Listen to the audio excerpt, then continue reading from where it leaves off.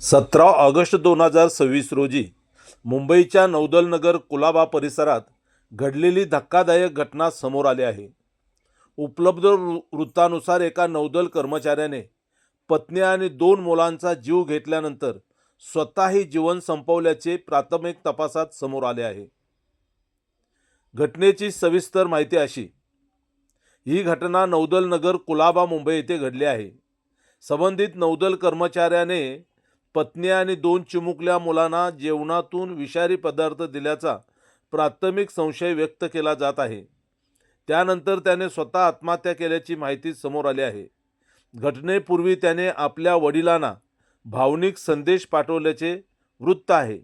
या संदेशानंतर कुटुंबीय आणि नौदल कर्मचाऱ्यांना संशय आल्याने ते त्यांच्या घरी पोहोचले. घरात कुटुंबीय मृतावस्थेत आढळल्यानंतर पोलिसांना माहिती देण्यात आली. पोलिसांसह फॉरेन्सिक पथक घटनास्थळी दाखल झाले असून घटनास्थळावरील पुरावे गोळा करण्यात आले आहेत.